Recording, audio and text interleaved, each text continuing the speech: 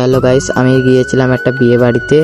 তো আজকে বরযাত্রী যাব, তার জন্য জামা কাপড় পরে রেডি হয়ে গেছি। তো চলো যাওয়া যাক। তো আমি ঘুরতে চলে এসেছি বাইরে। তো আমরা বিএমডাব্লিউতে যাব, তো তার জন্য আমরা চলে এসেছি বাইরে। তো তোমাদেরকে দেখাই, আমরা চলে এসেছি বিএমডাব্লিউর সামনে। মূলত এই বিএমডাব্লিউটাই যাব।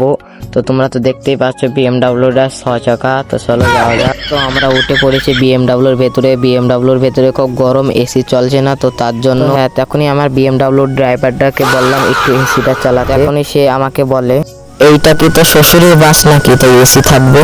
তো এত কিছু শোনার পর আমরা চলে যাচ্ছি বিয়ে বাড়ির উদ্দেশ্যে। তো চলো যাওয়া যাক। তো রাস্তার ধুলো, গাড়ির ধোঁয়া আর বাতাসের পাত ঘাতিয়ে ঘাতিয়ে আমরা চলে যাচ্ছিলাম বিয়ে বাড়ির উদ্দেশ্যে।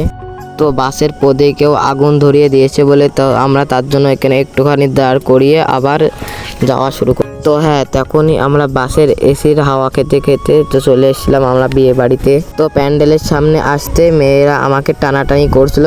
তো আমি যেমন তেমন করে এসে এখানে বসলাম একটু। তো তখনই আমাকে পেছনে রেখে সামনে বর দেখার জন্য সব ভিড় করছিল। তখনই আমি ঘরে ছাদে উপরে চলে আসলাম, কারণ সামনে বরকে বিয়ে পড়াচ্ছে। তো আমাকে তো বিয়ে করবে না কেউ, তাই এই বুক ভরা মন ভরা কষ্ট নিয়ে চলে আসলাম। তো চলে আসলাম আমরা এখন খেতে। তো আমরা এখন খাবো, তো তারপর তোমাদের সাথে কথা হবে। তো চলো। তো আমরা খেয়ে টেয়ে চলে আসলাম বাইরে। তো আমরা এখন বাড়ি যাব। তো সামনে বাস রয়েছে দাঁড়িয়ে, তোমরা তো দেখতেই পাচ্ছ। তো বাসের ভেতরে খুব গরম, তো তার জন্য আমরা এখন চলে এসেছি বাইরে। তো বাইরে একটু হাওয়া খাতে চলে এসেছি আমরা। তো চলো বাড়ি যাওয়া যাক এবার। তো আমি বাড়ি চলে এসেছি, দেখতেই পাচ্ছ। আমি এখন বাড়ি চলে এসেছি। তো আজকের মতো এইটুকুই, দেখা হবে আবার নেক্সট ভিডিওতে।